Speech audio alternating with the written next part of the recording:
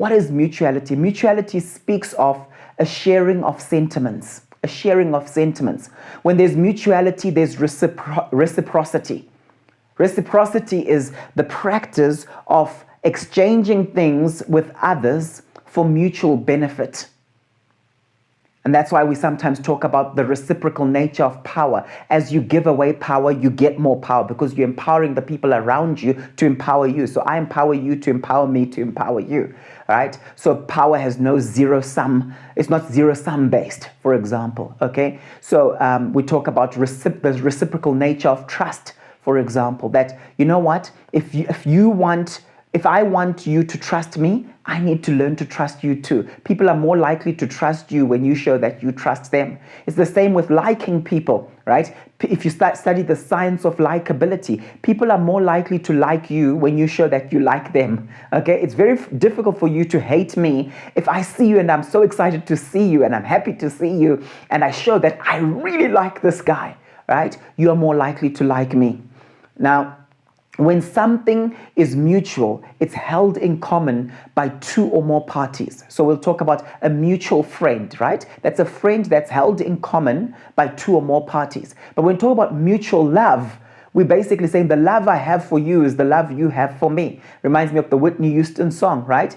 Your love is my love is your love. And that's mutuality, right? So it's held in common by two parties.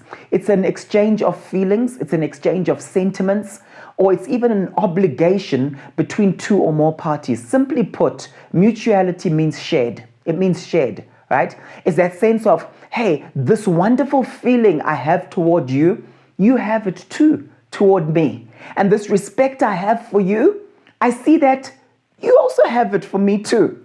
Now, sadly, in society today, people experience pain when they realize that, hey, I love you, but you use me.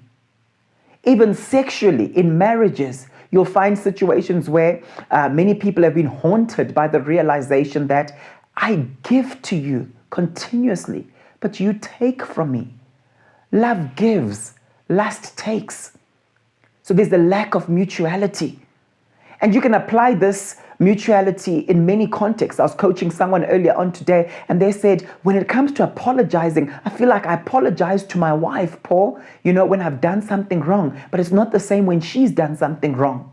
He was looking for mutuality. Now in Romans chapter 1, verse 11 to 12, it says this is Paul. He says, I long to see you so that I may impart to you some spiritual gift to make you strong. Imagine having someone with those sentiments and that goal. I long to see you so I may impart some spiritual gift so that you can be strong. But look at verse 12. He says, that is, that you and I may be mutually encouraged by each other's faith. So there's something about a mutual encouragement that kicks in when we want to activate authentic community.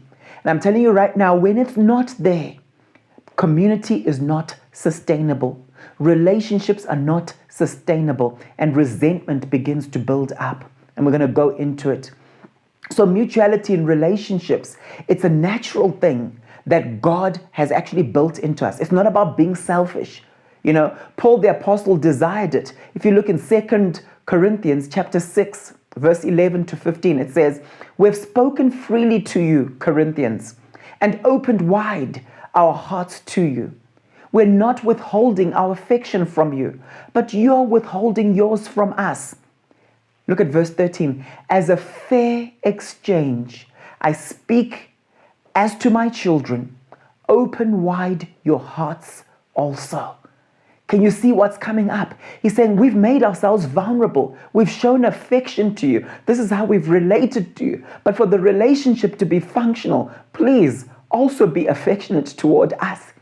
And he was stating his need, and there's nothing wrong with that. There's nothing wrong with that. You see, it's important to be able to identify lack of mutuality when you can't see it, okay? And to actually be able to articulate it, all right? Especially when you see that it's actually a source of conflict. To be able to say, the reason we're fighting like this is I'm feeling like this is how I am toward you, But when I look at how you are toward me, I'm not seeing the same thing. There's something not right here, and you problematize it. It's okay doing that. It's part of being assertive. Okay? We often